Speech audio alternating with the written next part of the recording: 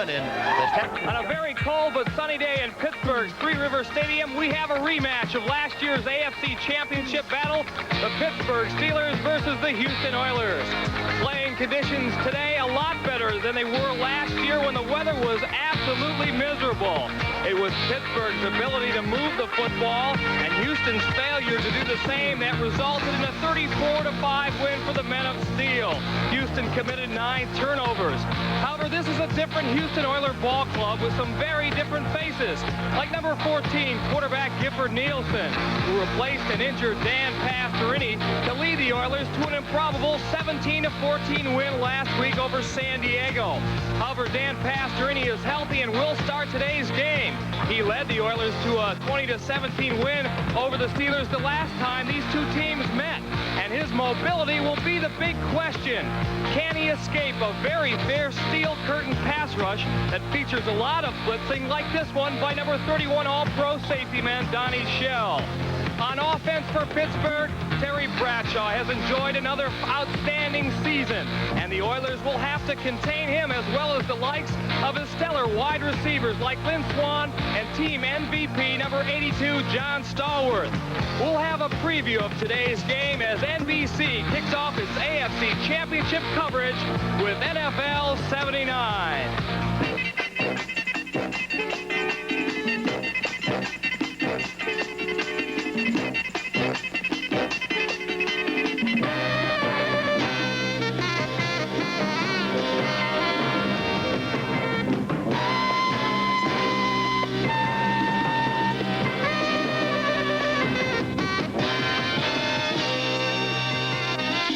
NBC Sports presents NFL 79, an inside look at professional football and a preview of today's championship game. Brought to you by the new 1980 Volkswagen Rabbit, Dasher, and Scirocco. Volkswagen does it again. And by these fine products from G. Heilman Brewing Company, across Wisconsin and other cities.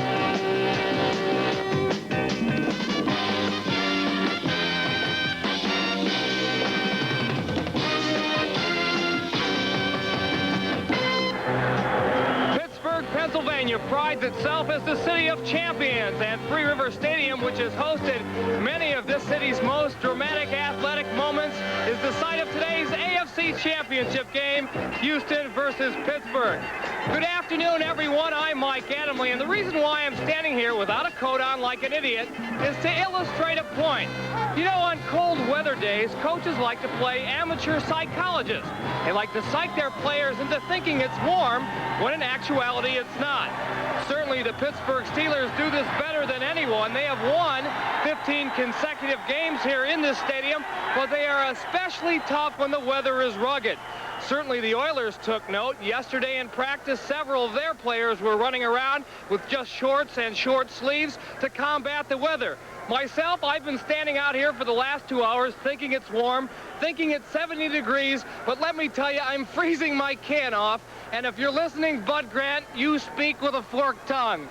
Brian Gumbel is standing by in New York, and Brian, this concludes our 1979-1980 football season. As always, it's been an enjoyable one working with you, and I think, pal, we are going to be treated to a whale of a football game. You saved your best opening for last. There are a lot of amateur psychologists at home talking about you right now. I agree with you. I think we've got a great game. I agree with a lot of people that today is the Super Bowl because the NFL's two best are playing here today. But, Mike, as we look at this game, we've got to think back to those injuries to Campbell, Pastorini, and Burrow. We know they're going to play, but how well can they be expected to play in light of the injuries? Earl Campbell is supposed to be 100%. He's had 2 weeks of rest. They say he's running as hard as he ever has had.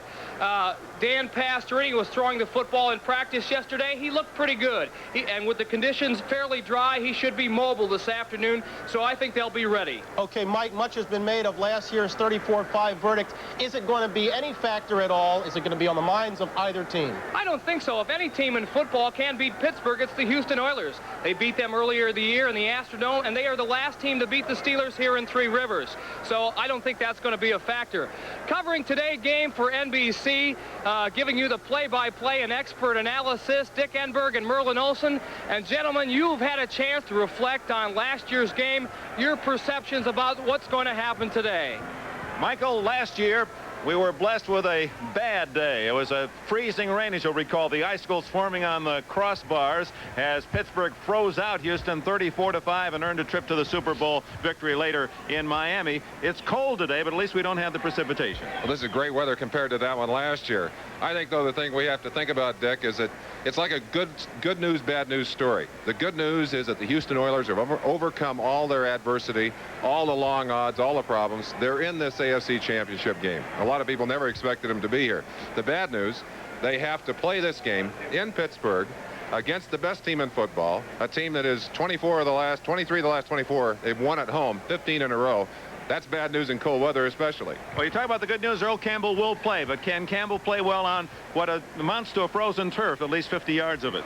Well, he was trained on dry turf, and he plays well on artificial turf, but in the snow and on the ice, and we do have ice on the field, could be very difficult for him today. We'll watch him early. Now back to Brian Gumbel in New York. Okay, Dick Enberg, thank you very much. Later today, after Houston and Pittsburgh get done, the Rams and Buccaneers will meet for the NFC title game, and that's news. First time in 12 years, neither the Vikings or the Cowboys will be involved in that game. Rams have been in this championship 5 of the last 6. Tampa Bay Buccaneers, first time ever. They've come a long way in 4 years, but Doug Williams says there's no pressure on them.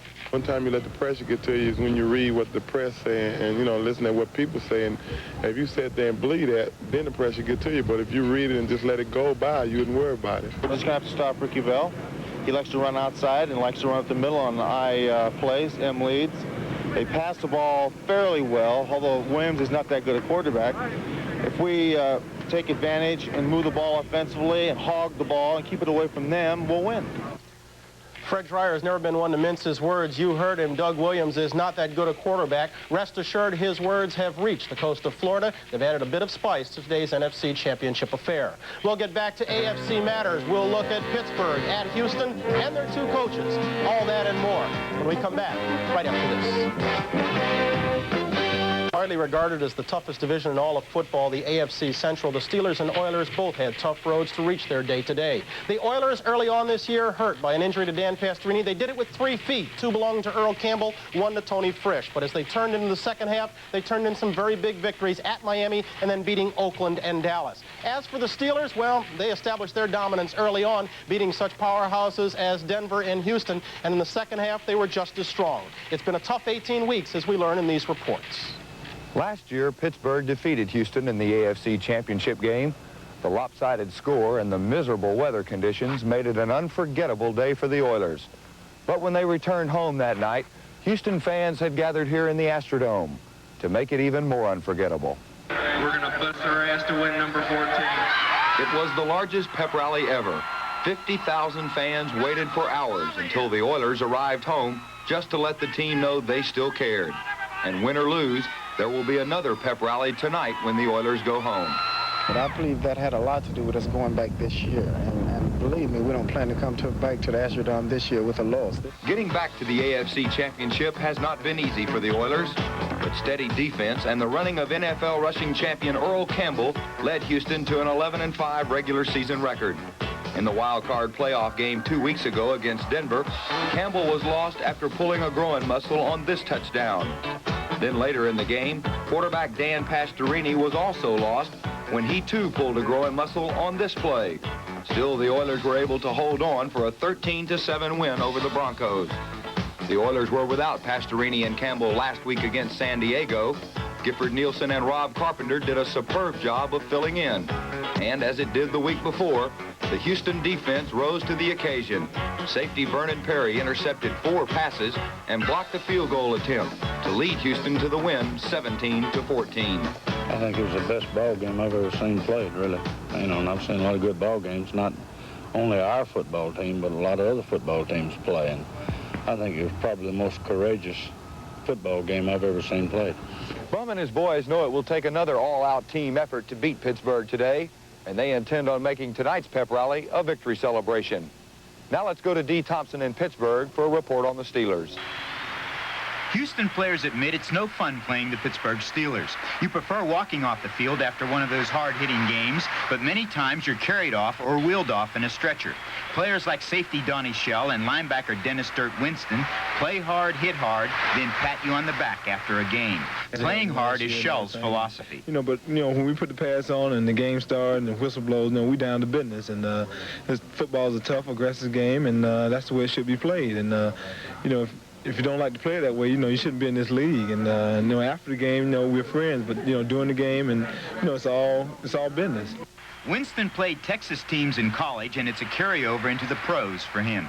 As a personal challenge when Arkansas would play Texas, and there's rivalries there, and I kind of feel that it's still a rivalry because now I'm in Pittsburgh, and Houston is in the Central Division, and I got to feel the same way. 2 years ago, the Steelers gave the Oilers attaché cases. Houston had to beat Cincinnati for Pittsburgh to get into the playoffs. Lynn Swann and Joe Green were so impressed with the way Houston played, they collected money for gifts. They went about beating Cincinnati and allowed us to go. And instead of just saying we thank them through the media, a number of us got together and we arranged to buy attaché cases for their entire team and staff. After Pittsburgh whipped Houston last year, Oiler coach Bum Phillips gave Terry Bradshaw a cowboy hat. Bum and I are very good friends. I'm probably as good of friends with Bum as I am any coach in the National Football League. And it's just something he wanted to do. It's the kind of guy he is. Cowboy hats and attaché cases are nice gifts, but the real prize the Steelers and Oilers want is a Super Bowl trophy, and that's what they'll be trying to get a shot at today. This is Dee Thompson reporting for NFL 79. All chicanery aside, Houston's coach Bum Phillips faced his toughest decision last week when he decided to rest Earl Campbell. And yesterday, our Merlin Olsen had a chance to talk to Bum about that decision. Coach Earl Campbell said if you had asked him to go into that game last week, he would have played. Many coaches, in fact, most of the coaches in the NFL would have made that request. What makes Bum Phillips different? Well, Merlin, in the first place, I don't believe any coach would ever play a player that they feel like shouldn't be in the game. I didn't feel like he should be in the game, and of course I wouldn't have asked him. I don't doubt that he would have done it, and it makes me proud for him to say that, but I just wouldn't have done it. You face a situation this week with Pastorini back and going to play. Young Gifford Nielsen certainly filled in admirably. What would it take to get Pastorini out of the lineup if he is bothered by that injury during the game? It'd have to be something major. He'd have to go down and not be able to get up and play. And Dan has played long enough that he will, he'll look me in the eye, just like he did the other day before the game. He said, I thought I could go, but he said, I can't, And he said, I can do it, but he said, I'm not going to be full speed. And he said, I think Gifford will do better than I would half speed.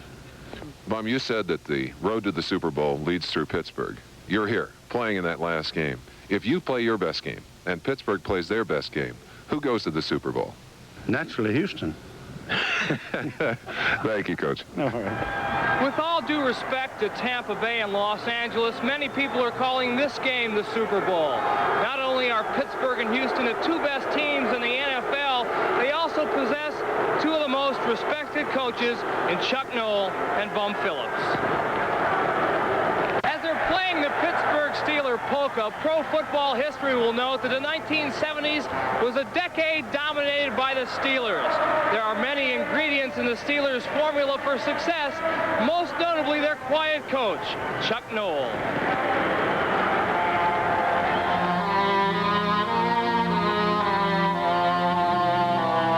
The Pittsburgh Steelers emerged from the 70s with pro football's most clearly defined personality. They were the men in black, the intimidators. They rose above the elements and their opponents to take the NFL by storm. The Pittsburgh Steelers ran roughshod through the decade and along the way earned the title World Champions.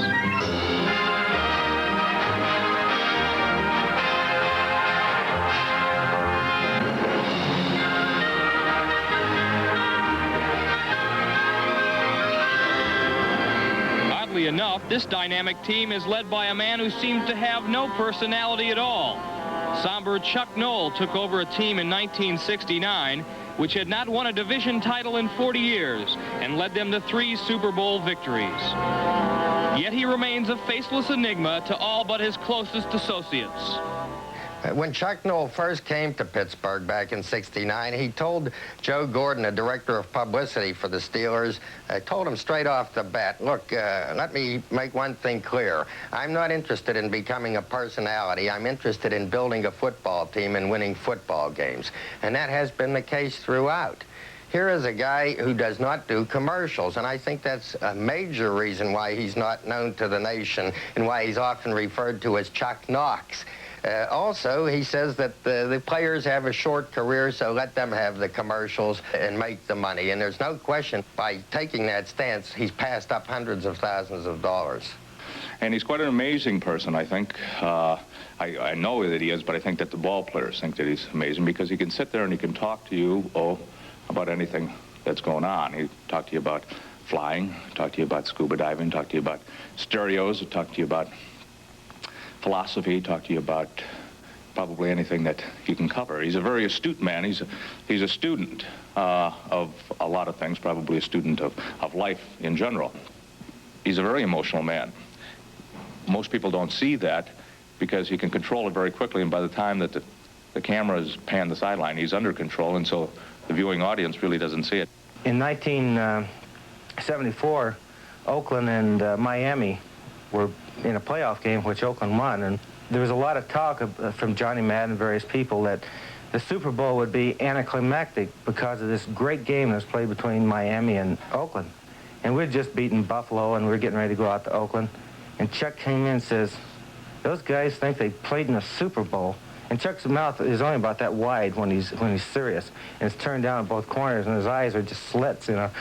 And he says, those guys that think they played the Super Bowl, we're going to show them on Sunday they haven't played in the Super Bowl. Joe Green jumped up and yelled, and the fire went through that team. And from that point on, the Pittsburgh Steelers, I think, became the team of the decade. And I can almost point to that very instant, that was the time that the Pittsburgh Steelers developed the confidence themselves that has carried on through till 1980. Chuck Noll is thought to be very distant with his players. I'm not sure how true that is. For example, just 2 nights before Christmas this year, Terry Bradshaw and his wife, and Lynn Swan and his wife, and Moon Mullins and his fiancée went out Christmas caroling and showed up at Chuck Noll's front door. They sang him Christmas carols. He invited them in for a little Christmas cheer. Then he looked at his wristwatch and noted that it's 13 minutes after 11. You've broken curfew, but I'll forget it, provided you are not arrested on the way home. Michael, intimidation is generally a part of any big football game, but I don't think either team is going to scare the other off the field today. Well, Jack Ham was telling me that he knew the Steelers had it in the bag last year when he saw Ken Burrow run his first pass route like this. I don't think that'll happen today. I don't think so either. R-E-S-P-E-C-T, Aretha Franklin sang it, but it's in the air in Pittsburgh on both sides of the field. It's the Oilers and the Steelers for the AFC Championship. Mike and I will be with you at halftime, but for now we're moments away from kickoff. Let's go back to Three Rivers, rejoin Dick Yenberg and Merlin Olsen. Thank you, Brian and Mike, and a great job. 2 quick facts. 1, the current temperature, 22 degrees. Fact number 2, the guy who wagers a bob on a contest like this says it's a 10-point game. So it is a powerful Pittsburgh team that has to be beaten. Can Houston do it? Well, Houston has fought its way into this game with hard-fought victories on the road. They've done it with big plays and with emotion. As was shown by Rob Carpenter in his gallant effort against San Diego. Tried to save a timeout, crawling back into the trenches was Carpenter. It was that kind of emotional output by Houston. Turnovers might be the story in this game. The Houston Oilers lead the league in turnovers. They've taken the ball away 52 times, and certainly one of the most exciting, 50 times. And one of the most exciting things for us was watching Vernon Perry work last week against the San Diego Chargers. Now, the peripatetic Perry had 4 interceptions. He blocked a field goal, ran with that. He seemed to be all over San Diego Stadium. Some say that he was even selling popcorn when his own offense was on the field. That's the kind of plays you need, especially when you are an underdog. And with a slick ball, and believe me, it's going to be slick and hard to hang on to today. Those turnovers might be critical. As we said, Houston leads with 50 takeaways. Pittsburgh has given the ball away 52 times. That's #1 in giveaways in the NFL. Merlin, they're talking about Pittsburgh being the team of the 1970s, and one of the reasons they play so well at home, and also when they get into bad weather, Terry Bradshaw seems to play his very best. Bradshaw is at his best at home, in the playoffs, and in cold weather. I think he's the best bad weather quarterback in all of football, and he has some great tools to work with. Here's John Stallworth against Miami. Not only can he catch the ball, knows how to run it into the end zone. But these are the money games, the ones that lead to the big payoff, the Super Bowl. And you talk about the money back. Number 32, Franco Harris, 15 playoff games. Harris has led all rushers 12 times. And if I had to choose one back to run on a slick field, and we've got some icy spots on this field, he's right there. Number 32, Franco Harris, an upright style, has both feet on the ground. He's incredible on a slick day. So you feel there's no question Harris versus Campbell. Harris's style is built for this day. We're going to have to keep an eye on Campbell right from the beginning to see if he can run on this field. And defensively, you talk about the Steelers, they're Count Dracula and cleats, number 58, Jack Lambert. He's always looked that way to me, and I'm sure to offensive players across the league, but he is the heart and soul of this defensive team. He's an incredible player, and he'll be doing his job out there today. So it's powerful Pittsburgh against surprising Houston. The winner goes to the ball in Pasadena. Well, almost a Cinderella story if Houston can pull it out today. They've taken it against long odds.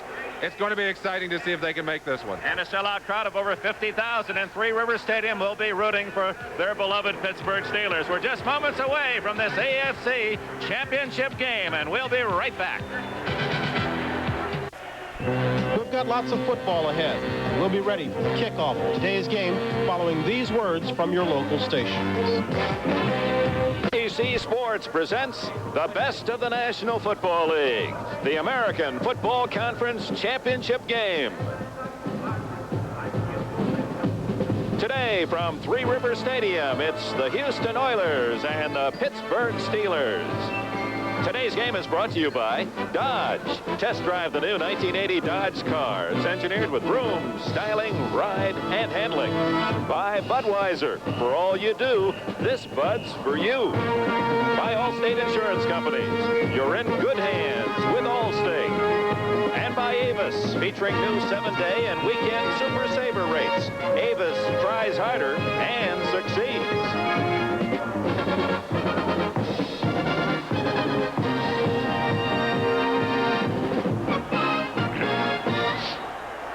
From across the Ohio River, it's Three Rivers Stadium, Pittsburgh, Pennsylvania, home of the defending champion, Pittsburgh Steelers.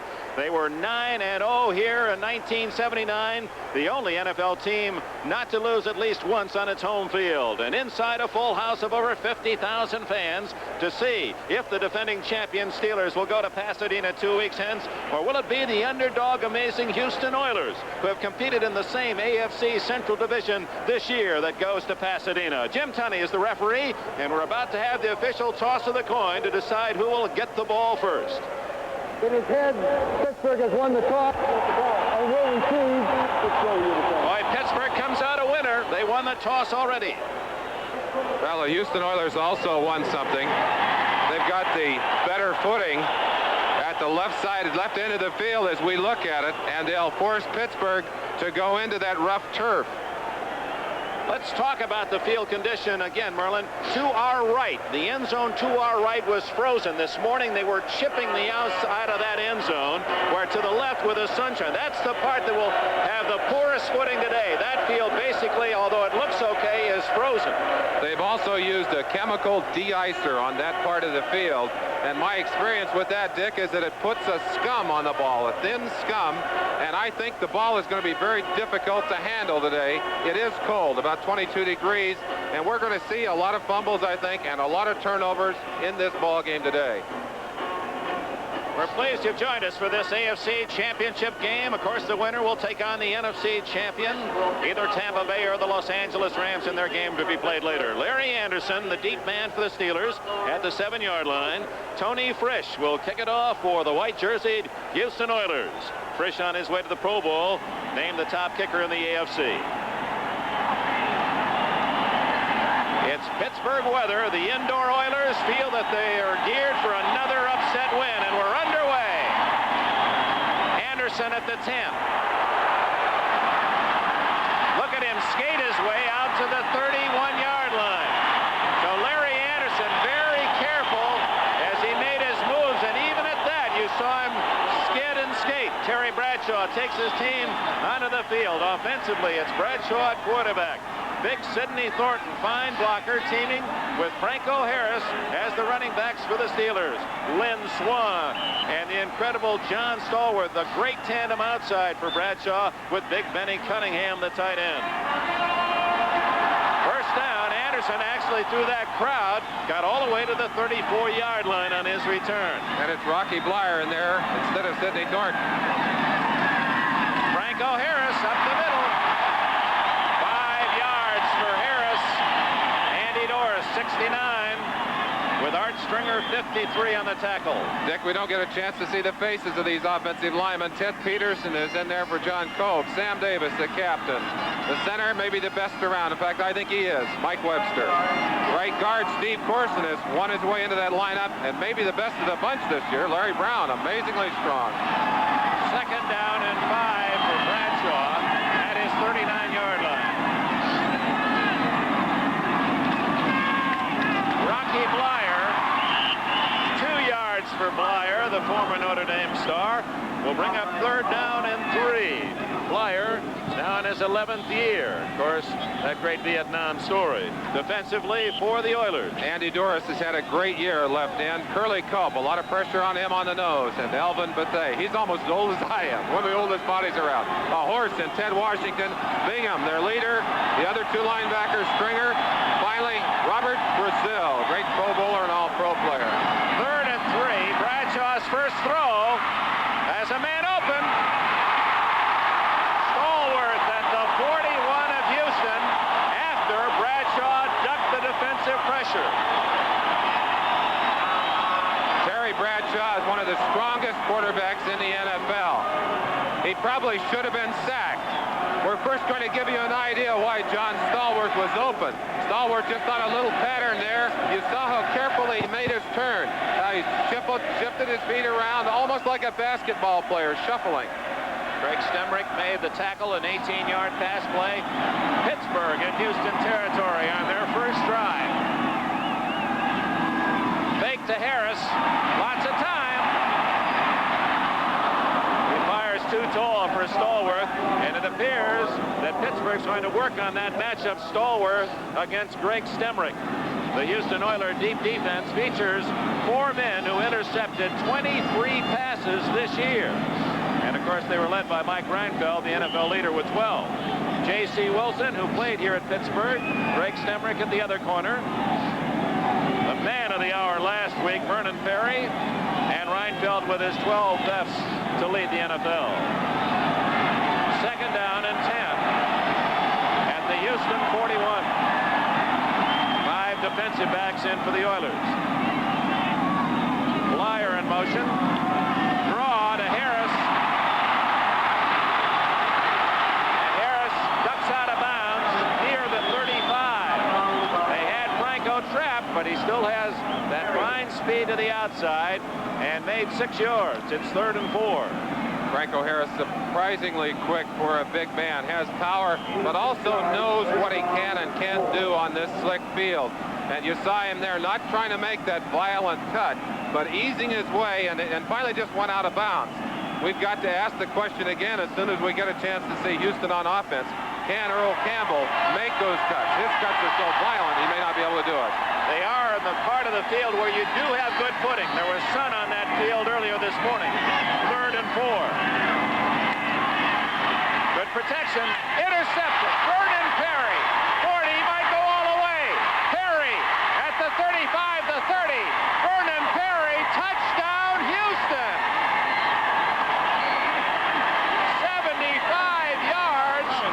The star of the win at San Diego, Vernon Perry, stays something for Pittsburgh. Houston Oilers, turnover city again. And they have got to believe that Bradshaw simply threw into the coverage. Watch it right here. There's no way that that pass goes to anyone but Vernon Perry. And Perry, of course, taking full advantage. How could you believe that the man who was so fantastic last week could come back and put them on the right page at the beginning of this game? They've got their 6. They're going for 7. What a tremendous break for the Houston Oilers. Now Tony Fish to try the extra point on a frozen part of the field. Gifford Nielsen to hold. It's good. Vernon Perry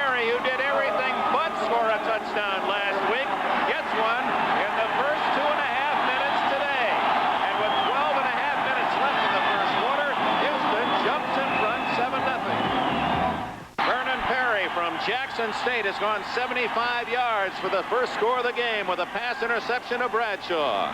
I asked Vernon Perry in the locker room before the game, I said, have you got another big game in you? He said, I got 2. Well, he started this one off right, didn't he, Dick? He certainly did, and Perry has Houston on the board with 12.5 minutes remaining in the first quarter. Frisch to kick it off. Larry Anderson deep for Pittsburgh. Hits this one deeper. Anderson at his 7.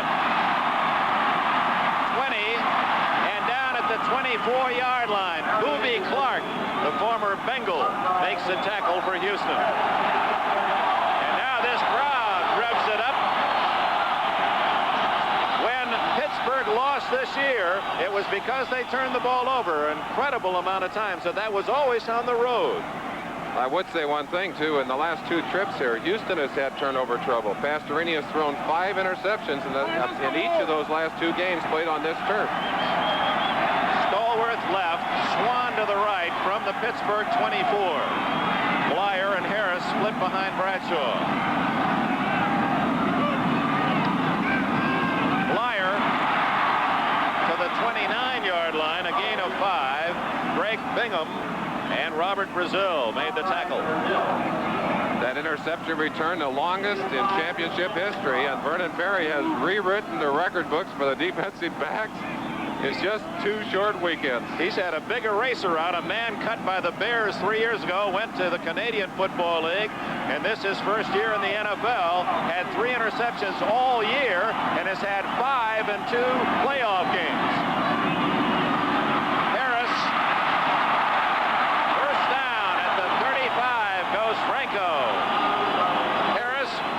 Statistics earlier as the number 4 rusher all time. That does not include 1,186. That does include 1,186 yards rushing this year. But look at that upright style and watch the cutting ability of Franco Harris.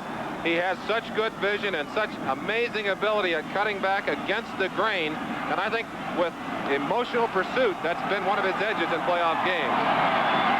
First down at the 35.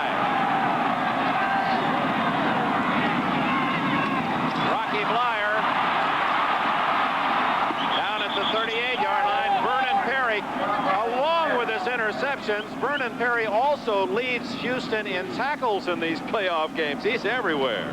He certainly has played some great ball, and we're going to get a chance to see him in action. You see right there at the bottom of your picture, number 32 coming in and actually tried to take the head off of Rocky Blyer. Let's see how he got there. Quick read. You see him started back on the pass. Reads run.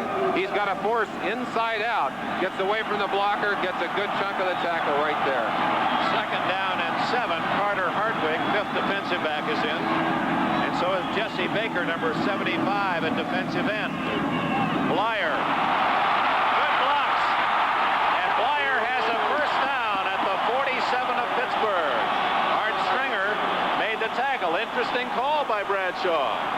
Well, I think everyone in the park, including the Houston Oilers, expected Franco to have that ball, but it goes to Rocky Blyer, and Blyer knows exactly where he's headed. He almost sniffed that extra yard. We have an injured Oiler, number 33, J.C. Wilson. One of the things that's happened for Terry Bradshaw all year, when he has started badly in a game, he's had a hard time pulling himself out. He looks a little tentative in the early going here, and certainly that interception has to have bothered him. He stayed on the ground, which was his game plan originally. He wanted to establish the running game. Let's see if he can get his confidence back and get rolling. Wilson out, number 33. Appears to not be seriously injured. Carter Hartwig, 36, playing that left corner. Let's see if Bradshaw goes after him.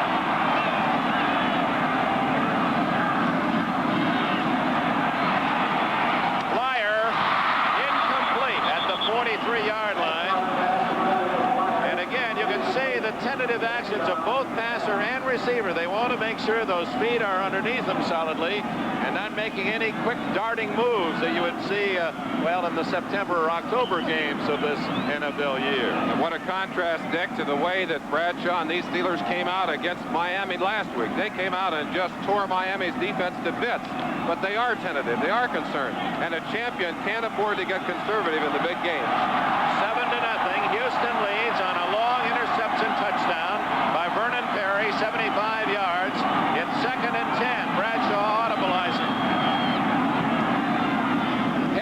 the quick toss. He's to the Houston 48-yard line. Hit there by Stringer 53 and Hartwig 36. It'll be 3rd down and 5. We got a 4-man rush. Then Mike Stentrud, pick number 67, one of their early picks this year, has really come on for them as a pass rusher. They put him in place of Curly Culp, so they won't go to a 4-man rush. Just change Stentrud. 9 minutes and 45 seconds remaining. First quarter. 3rd and 5.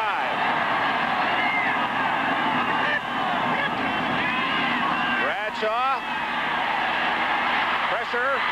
He gets loose, and then a saving tackle by 65, Elvin Bethea. The veteran Bethea, just as Bradshaw was going to skip out of that pocket and had a lot of running room to his right, Bethea caught him by a heel. One of the things we may see today is Bradshaw running. He hasn't done much of it this year except to get time, but in this game, he'll do it. You see it right there. Had he gotten by Bethea, he might have had that first down. In fact, I think he would have, Dick. Craig Colquitt in to punt for Pittsburgh. Deep to return is Richard Ellender, who wasn't supposed to play today. He's another one of those injured Oilers. He has a cracked hip, and he's in the game. Short kick. Ellender lets it bounce. 14. And smothered at the 17-yard line. And now the Steeler fans will cheer for their defense. 40-yard kick, 3-yard return, timeout. 9:03 left in the first quarter. AFC Championship Game has Houston in front by 7.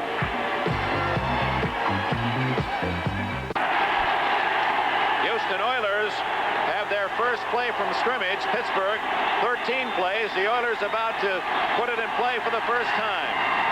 16-yard line. 7-0 Houston. Earl Campbell gets only a yard or two, and does he draw a crowd? Robin Cole, 56. John Banaszak, 76. Dan Pastorini, the quarterback for the Oilers. The great Earl Campbell, 2 years, 2 times the rushing champion NFL. Blocking back, Tim Wilson, 45. Wide receiver, Ken Burrow, their long ball threat. Richard Castor, the veteran, former Jet, on the other side. Mike Barber, the tight end. We'll also see Mike Renfro. Burrow, wide left. Castor, wing right. 2nd down, 9. Campbell again. Again, only a 1-yard gain. Gary Dunn, 67, and L.C. Greenwood, 68 with a tackle, and Jim Tunney warning the aggressive 53, Dennis Winston, be cool. Let's look at the men who have opened the holes for Campbell to gain those 2 championships, rushing championships. Leon Gray, I think the best blast blocker in the NFL. David Carter's moved into left guard. The center, Karl Mock, he's a tough one. Right guard, Ed Fisher, one of the unsung heroes in that lineup. And Conway Hammond has moved over to right tackle. Ronnie Coleman into the game as a wing left. 3rd and 8. Basically a 10-man line for Pittsburgh. Here they come. Greenwood right through his block, and the Steelers fans are on their feet.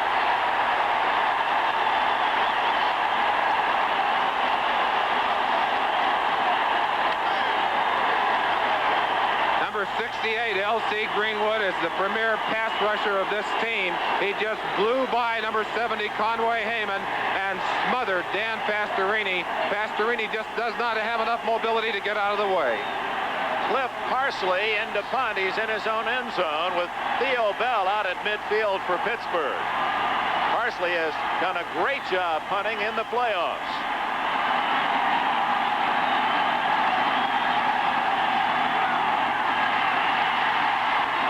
Short kick. Bell at the 40-yard line, tackled immediately. And almost a late hit by Courier. Carter Hartwig, 36, made the stop for Houston. A 30-yard kick, so Pittsburgh gets it back with great field position. And we have a timeout. 7 minutes left, first quarter. Houston 7, Pittsburgh nothing. Earl Campbell, 2 carries, 2 yards. What did you think? Well, I didn't think he had any trouble with his footing, but it's kind of hard to run when you got about 8 or 9 Steelers draped around your neck. Pittsburgh on the short punt puts it in play at the Houston 40-yard line. A complete Pittsburgh team, and Bradshaw to the air. Complete. Lynn Swann at the 26. J.C. Wilson back in the game, the Houston defender. Got to believe that maybe Bradshaw's pulling a little of that fire out of his defensive team, and right here attacks that pass, gets it to Swann, who for years has been his favorite receiver. Let's see how Swann gets open. Utilizes the quick turn, and you see the slip right there? The slip by J.C. Wilson made it possible for him to be open. First down, Pittsburgh's deepest penetration at the Houston 26. They trail 7-0. 6:22 left first quarter. Rocky Bleier, flag down. Bleier bulling his way all the way to the 14, but I believe the penalty will go against Pittsburgh for procedure. Well, yes. That's a big penalty. They are already in good field position. That would have given him a first down inside the 15, Dick. But it's a motion penalty against the Steelers, and that'll take it back to about the 31-yard line.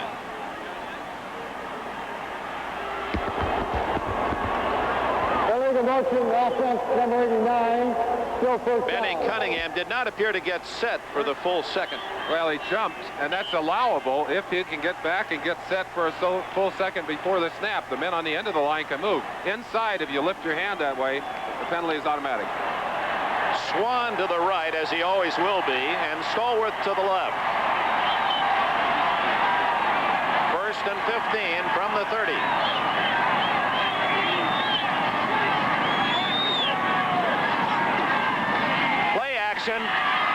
Screen. Cunningham dropped the ball. Curly Culp, the veteran, was right there for Houston. On a screen play like that, the offensive line is supposed to let the defensive lineman through, but they accidentally screened Curly off too well. He saw the big tight end Cunningham slipping to the outside, and even if Cunningham had caught the ball, I think Curly would have had him. He's a smart nose man. A lot of pressure on him today. He's got to control the middle of that line. And he's working, as you pointed out, against the man regarded as the best blocking center in the NFL, and Mike Webster. Second down, 15. Bradshaw 2 for 7 thus far. And, of course, the one big interception.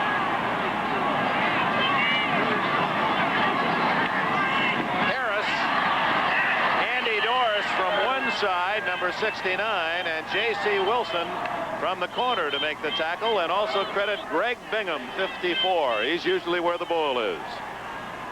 The Oilers employing a four-man rush there, Dick, as they put in an extra defensive lineman. I think Bradshaw was hoping he could catch him in an all-out rush and pop Franco through there. Often if you can do that, you can get some good yardage, but they read the play beautifully and made the stop.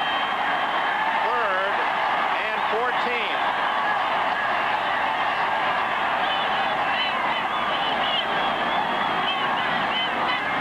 Bradshaw breaks free, running room, 25, 20, 15, 10. He's all the way to the 4-yard line.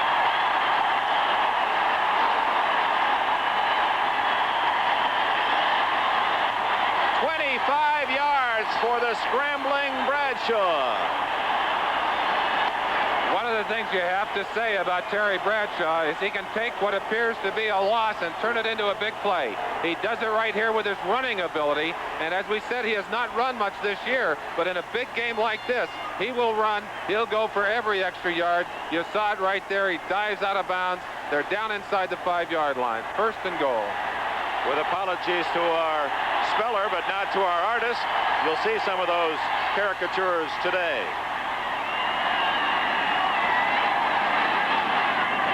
And goal at the 4. Harris, a yard. Didn't appear that Harris really got off to a good start at all. And we saw that play in the Rose Bowl, often using that tight end in motion and sending him into the hole. Here comes Sidney Thornton, number 38. Big, powerful young fullback from northwestern Louisiana. Second leading rusher for the Steelers this year with 585 yards and 6 touchdowns. One of the things that Sidney Thornton brings to that lineup is some speed, and they do use him frequently outside. Maybe they're thinking of taking this play outside. 2nd and goal at the 3. Pittsburgh trying to tie it up. Thornton. And an excellent play by you-know-who. It was Stringer and also Vernon Perry in on the stop. But Stringer, the first hit from Ball State, one of the inside linebackers. They're trying to get Sidney Thornton off tackle and outside, but they get the great force inside by Bingham. And Art Stringer, number 53, actually the man who got on his ankles, and then the clincher by number 32, Vernon Perry. 3rd and goal, a loss of a yard on that last play. 3rd and goal at the 4. Swan and Stallworth both wide left.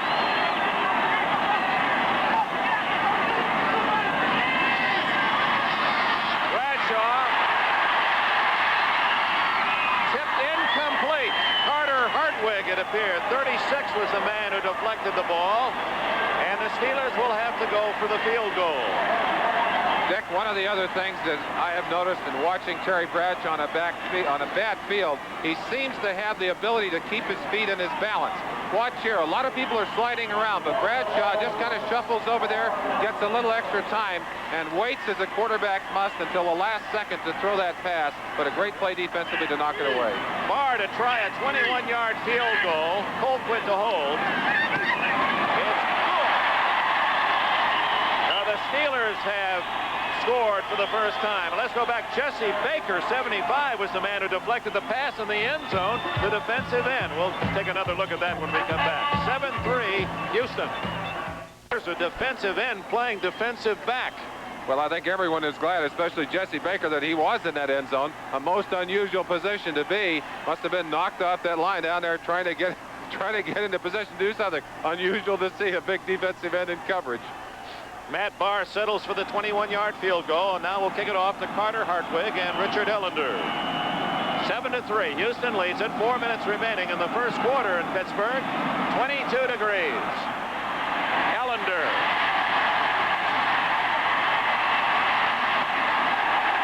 Down at the 18. Ellender has good speed, but he didn't seem to get it going, and he had some blocks downfield. I don't know whether that was the field or the fact that Ellender's playing with an injured hip. The defense for the Steelers. A defensive lineman, the forward portion of the steel curtain, LC. You saw him on the sack earlier. Mean Joe Green, the building block of this defense. Gary Dunn. And on the outside, Big John Banaszak. Dennis Winston, Dirt Winston. Lambert, and of course on the outside, on the other side, Robin Cole back in the lineup. Jack Ham out for the playoffs with that ankle injury. First down at the 18 for the Oilers. Campbell. Robin Cole drops Campbell for a loss at the 16.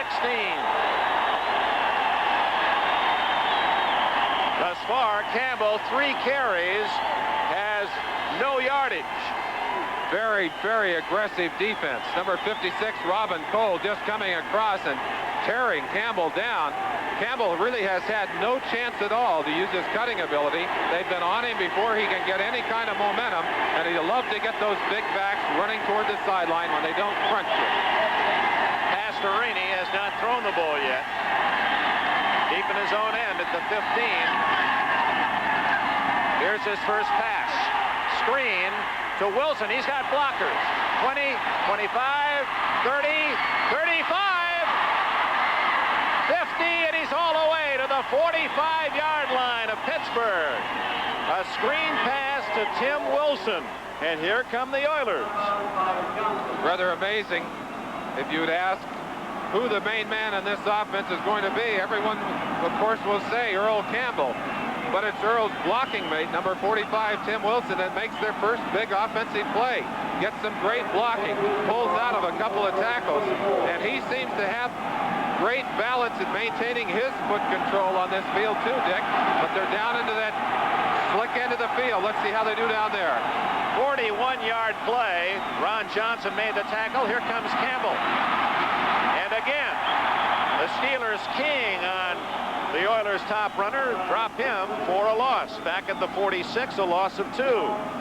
So Campbell now has carried 4 times, and he has a minus 4-yard total. Ron Johnson and company of the Steelers, Mel Blount, the All-Pro corner, Donnie Shell, another All-Pro season for him at safety, and J.T. Thomas filling in for Mike Wagner, and admirably so. Thomas back from that blood disorder that kept him out all of last year, been a valuable aid to that deep defense of Pittsburgh.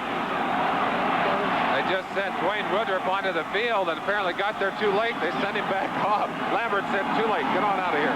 2nd and 12.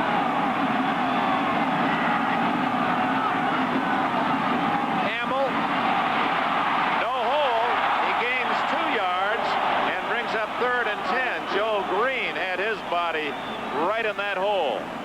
Well, and one of the questions we ask at the top of the show is starting to be answered here, either because of the great defense or on that play, it just looked like Campbell couldn't get those cleats down to where he could afford to push off. Watch it for yourselves. Earl Campbell just not able to explode and not getting any room. Let's take a closer look at it, and maybe we can see what his problem is. Number 86, Barber. Oh, we're not looking at Campbell. We're looking at a gang tackle on a defensive player there by a couple of offensive players. Robin Cole did a great job of fighting off the 2 Oilers. 3rd down, 11 from the Pittsburgh 45. Good protection. Going for Ronnie Coleman. Complete. 17, 18-yard line. Ronnie Coleman. And what a throw by Pastorini. Lambert and Woodruff made the tackle. It's a 32-yard Houston gain. Well, I can tell you, you're not supposed to throw that pass when you got 2 guys all over your receiver. But Pastorini throws it in there anyway, and Ronnie Coleman catches it. That's an unbelievable play. It's marked at the 13-yard line. 32-yard gain. Right down the bottom of the well. Can't throw it any better than that. Well, there's nothing wrong with Pastorini's arm. And Ronnie Coleman, and there's nothing wrong with his catching ability either. He had that key reception in the late going at San Diego last week. 7-3, Houston leads. Campbell. That's his best run of the day. Nets him about 4 to the 9. Lambert, the All-Pro middle backer from Kent State. Quarterback in high school. He grew up just 2 miles from the Cleveland Browns training camp in Hiram, Ohio. Was always a Browns fan and a Jim Brown fan. Well, it should be said in Earl Campbell's benefit that that entire Steeler defense is keying on Earl Campbell. And their watchword today is stop number 34, stop Campbell. 2nd and 6 at the 9. Campbell again. Steve Furness, number 64 from Rhode Island, right there to make the hit. Campbell loses to the 11-yard line. It'll be 3rd down and 8. Let's look at the surge of the lines, and obviously the Steelers getting the penetration down there deep. Joe Green, number 75. What a big play by that man. He's played well against the run this entire year. And that'll be the last play of the first quarter of this AFC Championship game. 1 quarter in the book. The score here at Three Rivers Stadium in Pittsburgh. The Oilers 7, the Steelers 3. We'll be right back after these messages from your local station. 19